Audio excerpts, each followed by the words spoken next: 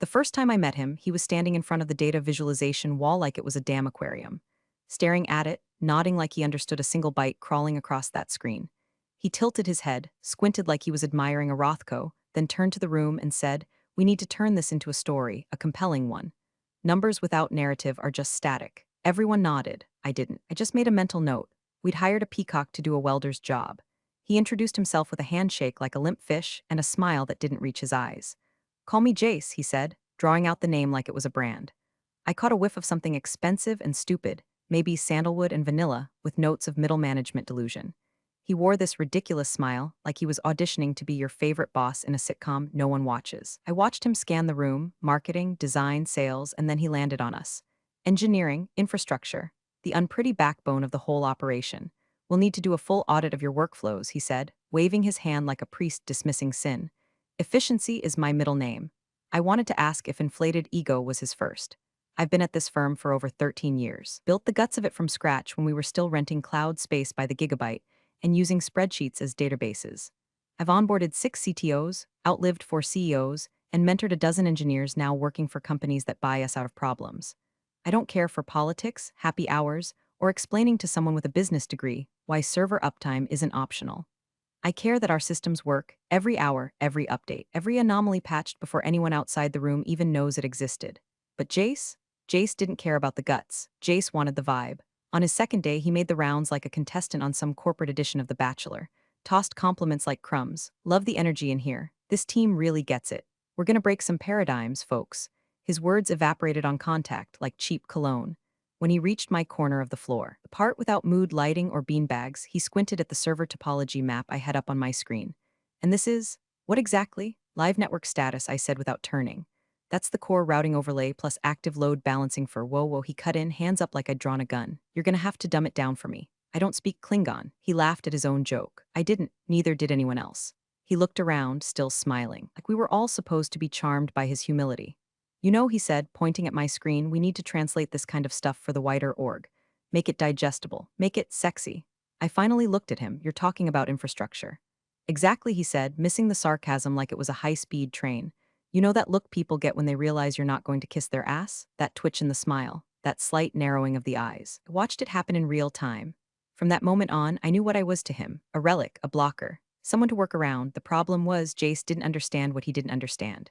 He thought the blinking lights in the server room were just that, lights. He thought our monthly risk reports were optional reading. He thought cloud meant someone else's responsibility. And worst of all, he assumed I was just another technical grunt with no business sense, no leverage, and no spine. That week, he scrapped our quarterly disaster simulation drill because it sounded alarmist. "Come on," he said in the all hands. "Do we really think the whole system would go down at once? That's like planning for an alien invasion." No one laughed. I glanced across the room to see if anyone else had just mentally quit their job. One of my engineers, Samir, was squeezing his water bottle so hard the plastic buckled. Another, Margot, was blinking rapidly like she'd just stepped into an open flame. We were all thinking the same thing. He's going to break something and we'll be the ones blamed for it. Still, I kept my face neutral. I nodded when required. I even clapped when he ended the meeting with his trademark "let's disrupt mediocrity," yeah? But in private, I started combing through our recovery protocols. I made backups of backups. I double-checked the access controls and logged every change he made, even the ones through his proxy assistants, because I've seen men like Jace before. They come in loud, rearrange the furniture, fire the wrong people, and leave just before the floor caves in. And when it does, they blame the architect, so I built a failsafe, quietly, cleanly, without fuss. It wasn't revenge, it was insurance. And Jace? He was the reason the premium kept going up. The memo came at 7:12 a.m., timestamped like a death certificate. Subject line: "Infra streamlining proposal, immediate cost saves." It was one of those PDFs that smells like middle management perfume, vague diagrams, a bar chart with no y-axis labels, and phrases like low-hanging fruit and opportunity buckets. Page 2 was where the knife slid in.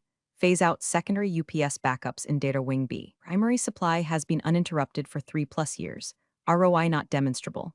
I stared at it so long my coffee went cold. He was cutting our redundant power systems. Let me be clear, those backups weren't luxury items. They weren't nice-to-haves like standing desks or catered Thursdays. They were there because 4 years ago, a squirrel nested in a utility relay and half the grid hiccuped like it had the flu.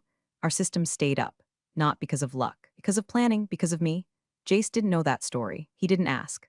Later that morning, during a meeting that felt more like a drive-by than a discussion, he smiled and said, if the Titanic had better budget controls, they might have skipped the extra lifeboats, but think of the savings. The room laughed. Nervously, I didn't. Actually, I said without looking up from my notes, the Titanic didn't have enough lifeboats. That was the problem. Exactly, he chirped. Different times. Modern systems don't need so much redundancy. We've got SLAs, cloud auto-scaling, mirrored disks. He didn't finish the sentence. Probably because he realized, belatedly, that he didn't know what any of those words actually meant together, like a toddler stringing together grown-up sounds. That same week, he rejected my quarterly security audit, claimed it was overkill and fear-based thinking. We were wasting precious developer hours testing edge case vulnerabilities. You think hackers care about us? We're not Google. We're not sexy enough to hack. Margot turned to me afterward and whispered, should we send out an invite to ransomware gangs? Save them the trouble of finding us? I started documenting everything. Not just logs, I mean everything. Every email he sent that ignored our alerts. Every Slack message where he brushed off our concerns. Every budget line redacted without explanation. Every time he signed off on vendor access without clearing it through the architecture team. I built a folder, local, encrypted, mirrored to a cold storage device in my desk drawer. I labeled it policy reference, but in my head I called it the ARC. Because when this thing went down, and it would, I wanted proof we told him. Over and over again. In writing, on record. The cascade had already started, just didn't hear the rattle. He approved an update to the CI/CD pipeline that broke container versioning, left us one bad push away from production outages. He removed our daily rollbacks to reduce server churn. He forwarded a phishing email to finance, thinking it was an invoice.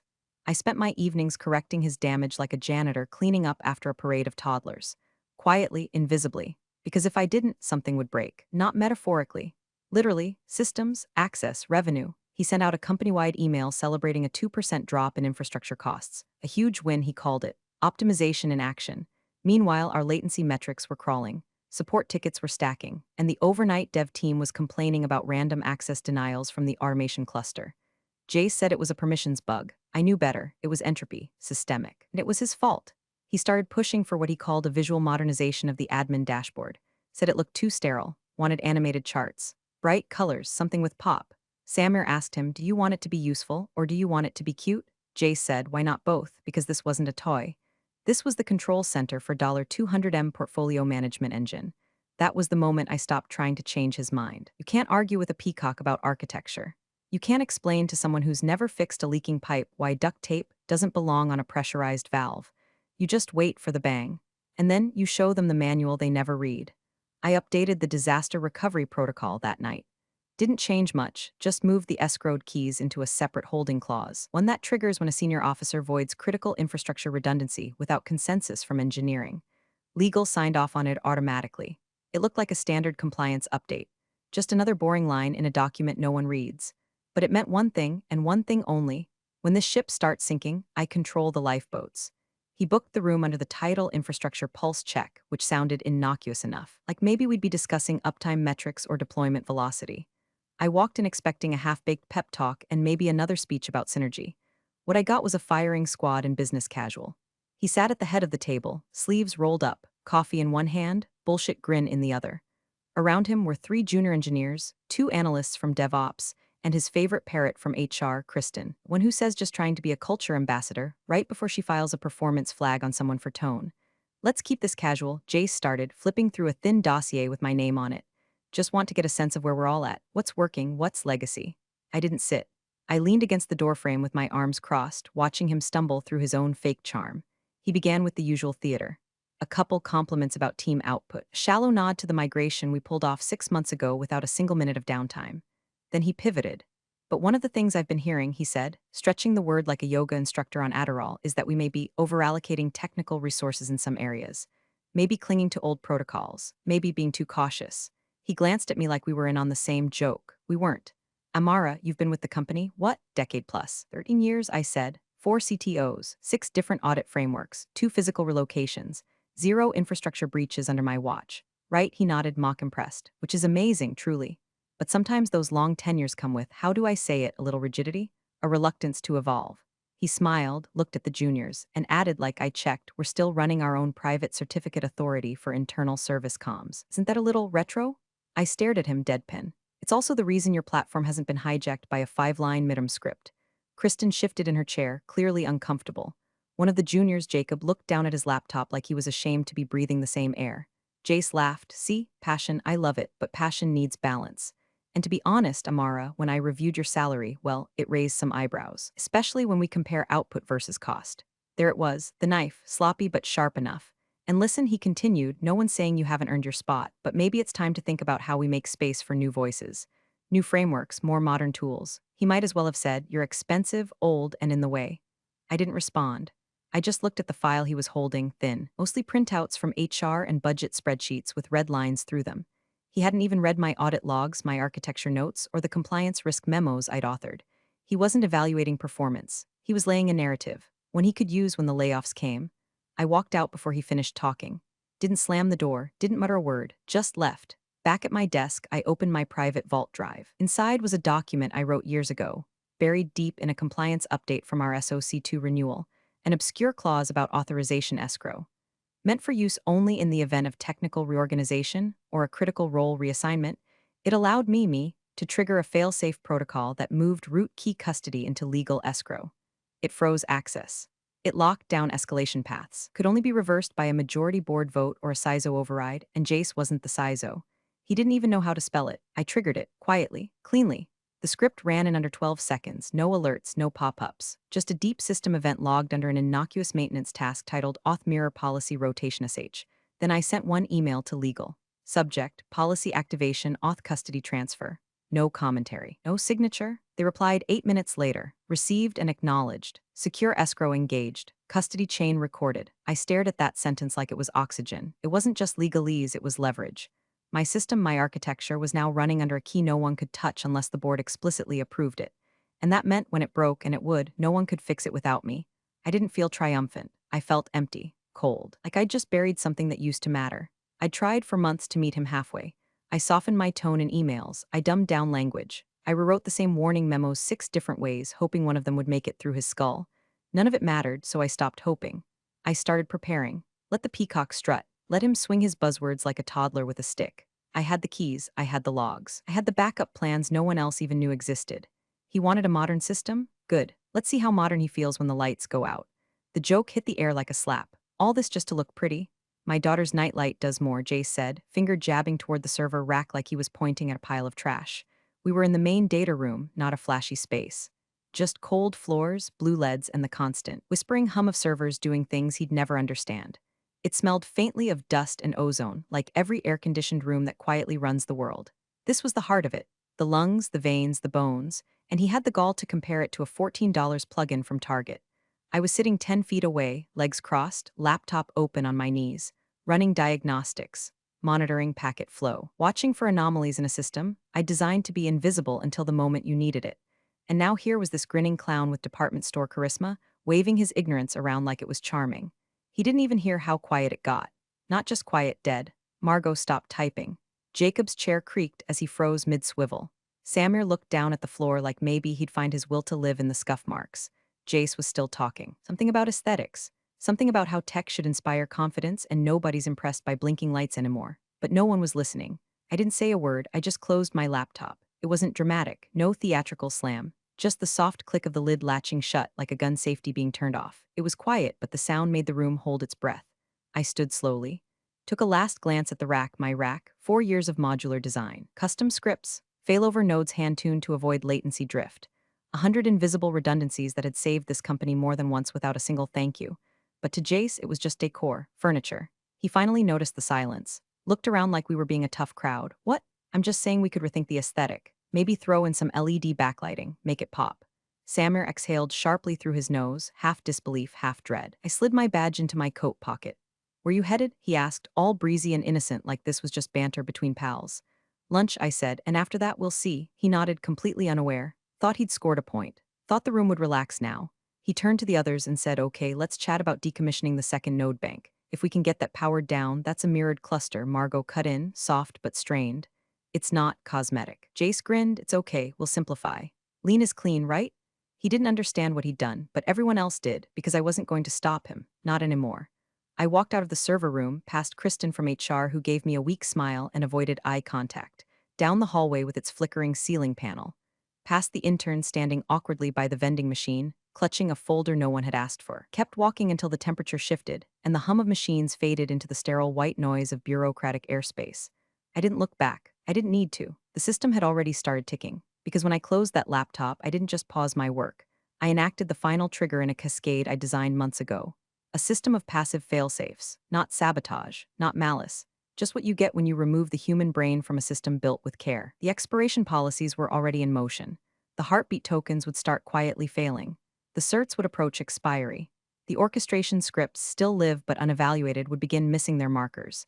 And with the backup nodes already cut thanks to Jace's cost-saving brilliance, there wouldn't be a net to catch the fall. But nothing explosive would happen. Not yet.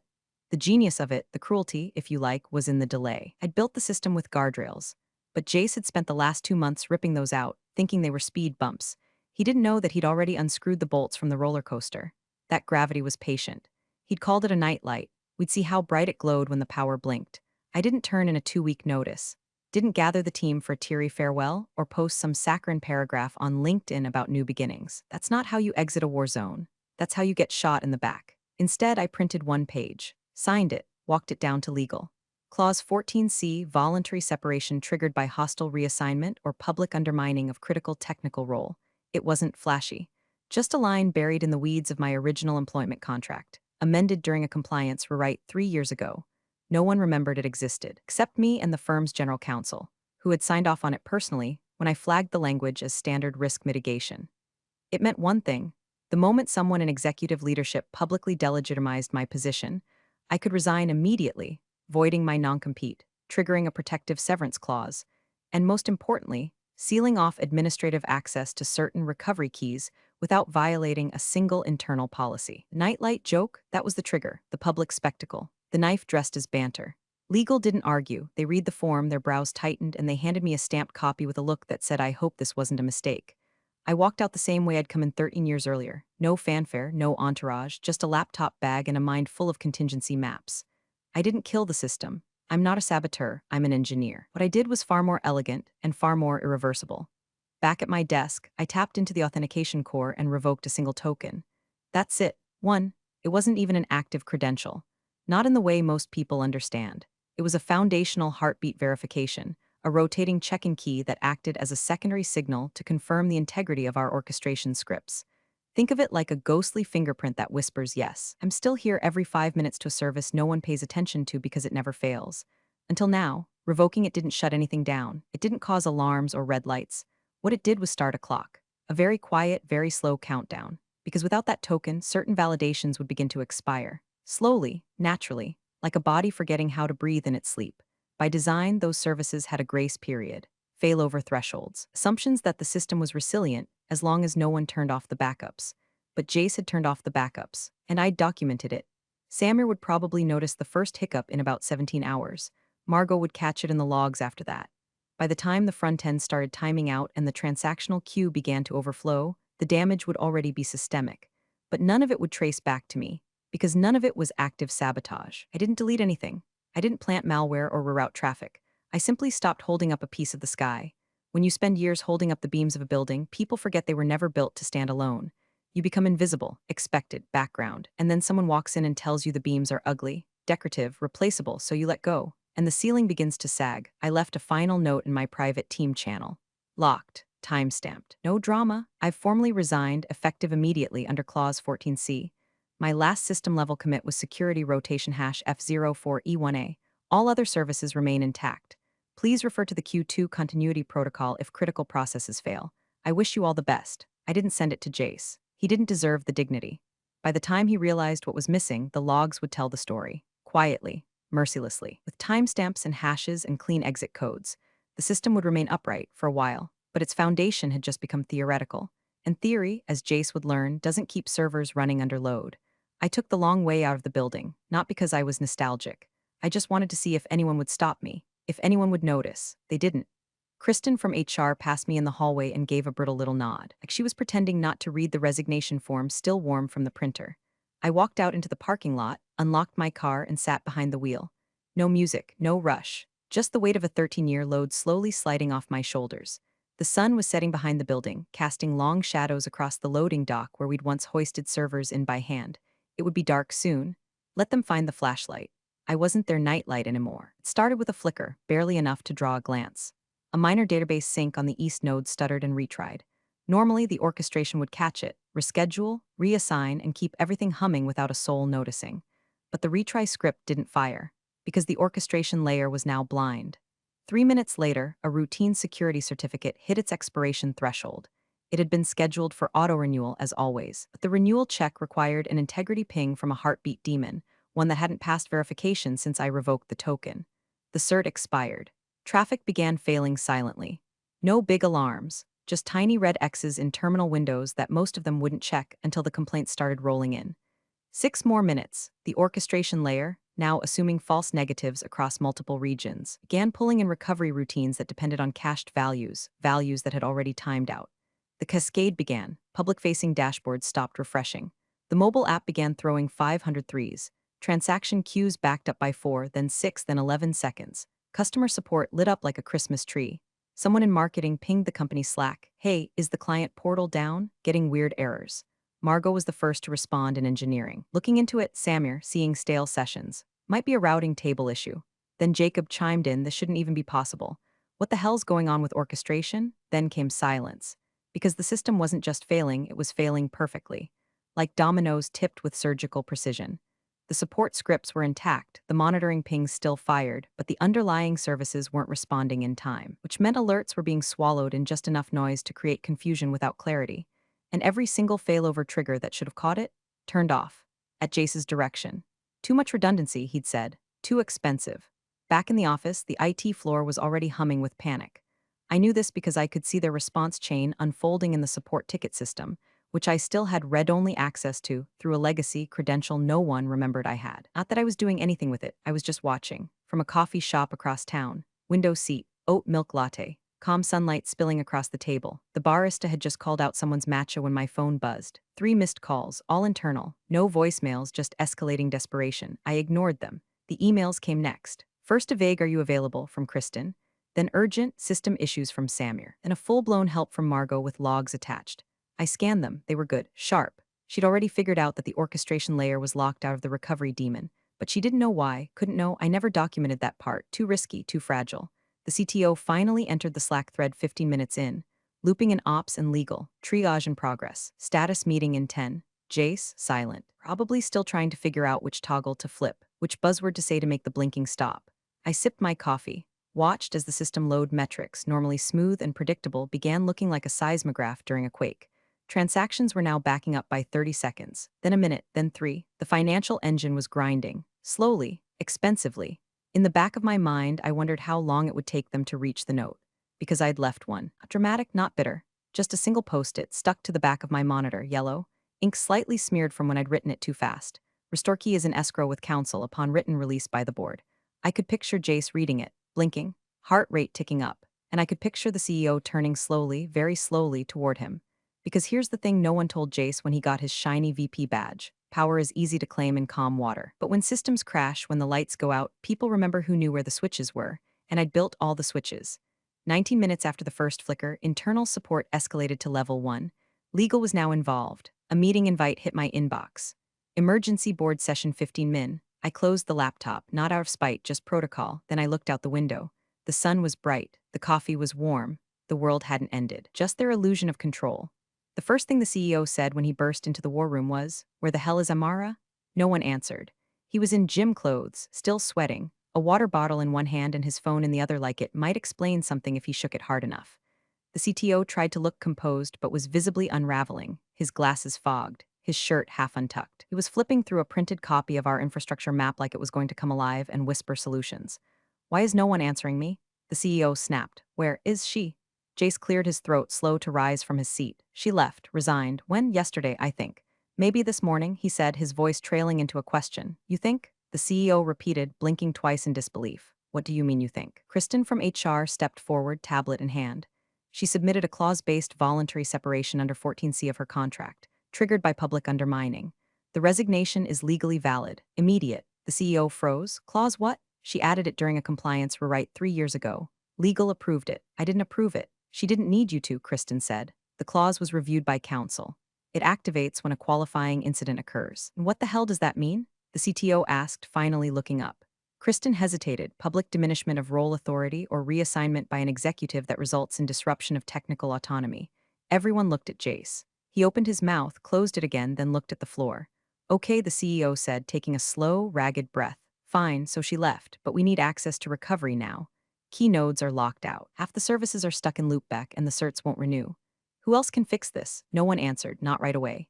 Then Margot said gently the redundancy script that ran our internal CA, it was triggered by a secondary token heartbeat. That heartbeat is gone.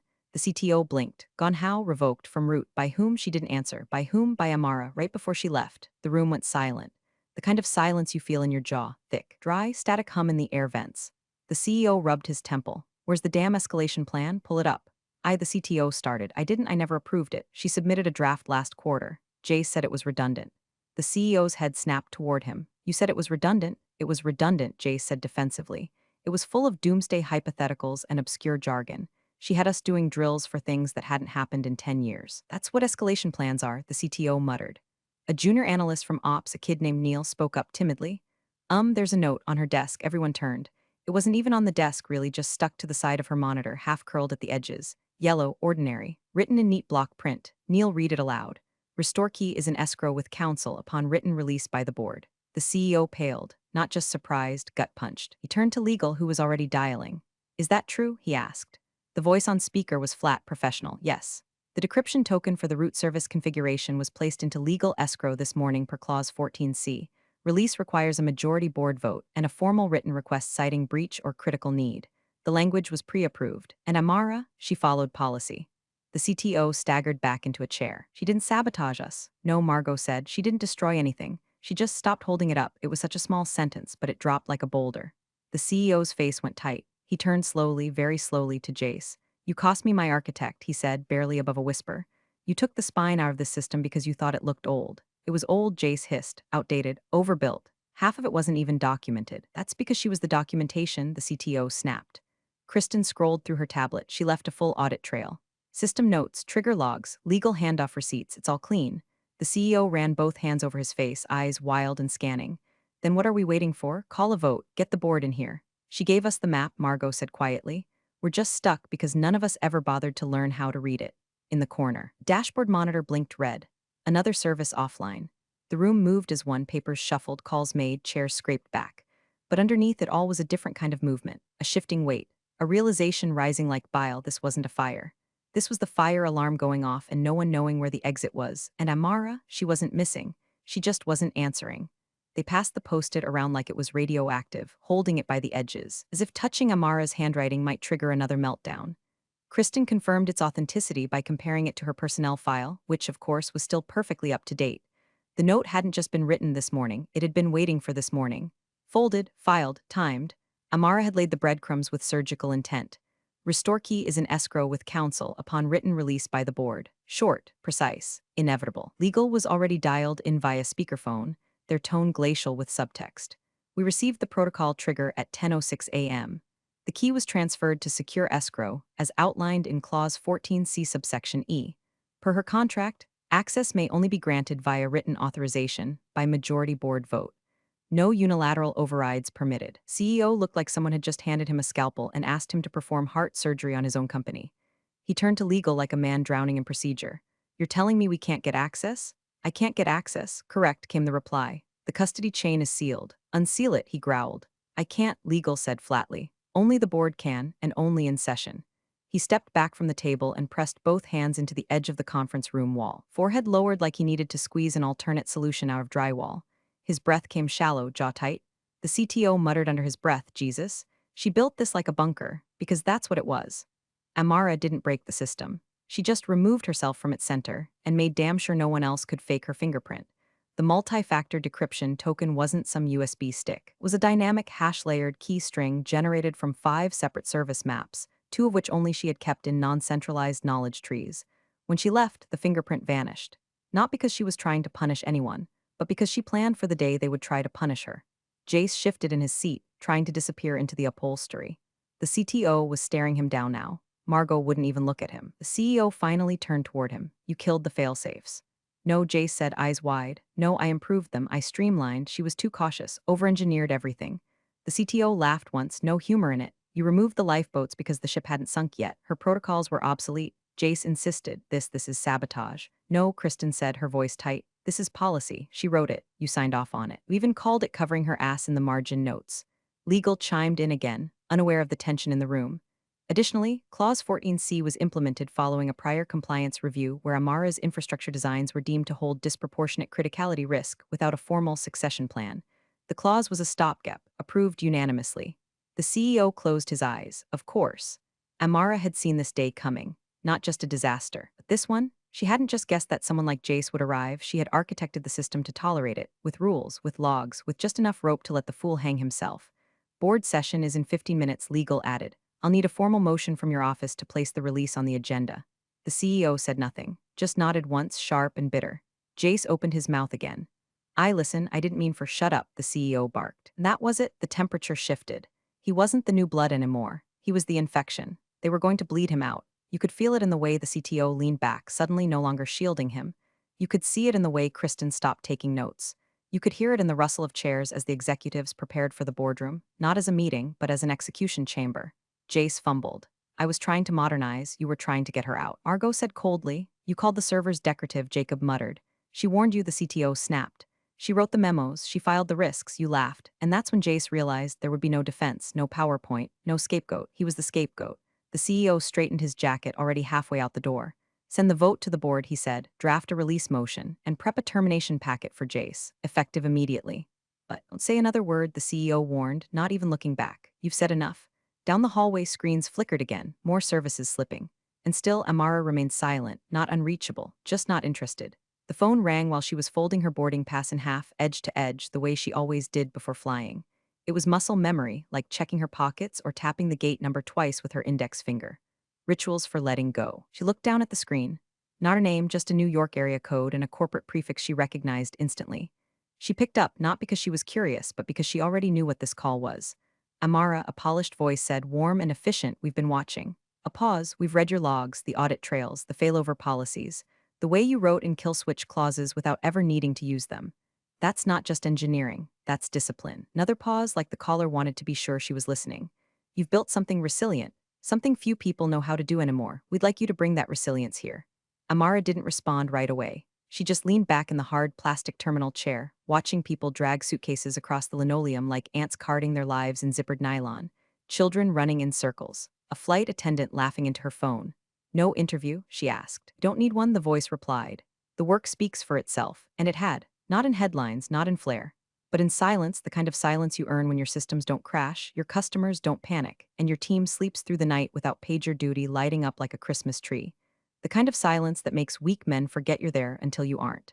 I'll have my assistant send over the offer, the voice said. Full CTO role. Autonomy guaranteed. And Amara? Yes. Don't build it for us, he said, unless we deserve it. She ended the call without saying goodbye. Back at her old company, the boardroom was suffocating. Jace was trying to look smaller, like maybe if he hunched enough, they'd forget his name was on every denied risk memo. Legal laid down Amara's original report, thick, thorough, time-stamped 3 months before his first change order. The CTO didn't even open it, just pointed at the top page, which read in bold, Key Recovery and Escalation Risk, Orchestration Lockout Scenario. It was dated, signed, forwarded to all executive inboxes, including Jace's. The room was silent until the CEO said, flat and final, get out. Jace stood, slowly, quietly, no dramatic speeches, just the rustle of shame against an expensive blazer. He turned once as if someone might defend him. No one did, as he walked out. The board turned to the CEO. He looked tired now, not angry, just worn, like a man who'd realized the cost of underestimating the only person in the room who never raised her voice. I want her back, he said. She's not coming back, the CTO replied. We'll pay whatever she asks. At gate 17, Amara boarded her flight. The plane wasn't full, and the sun was beginning to set, casting pink streaks across the tarmac. She slid into the window seat, buckled in, and opened her phone one last time before takeoff. There it was, one message. From the CEO, no greeting, no punctuation, just 5 words. We'll pay whatever she asks. She stared at it for a long moment, not out of surprise, but out of quiet, distant satisfaction. Then she powered off the phone and let the plane take her somewhere else. Thanks for watching, you cubicle warriors. Hit that subscribe button. Unless you're my old boss, then you're on your own. Revenge of the Coffee Pot strikes again.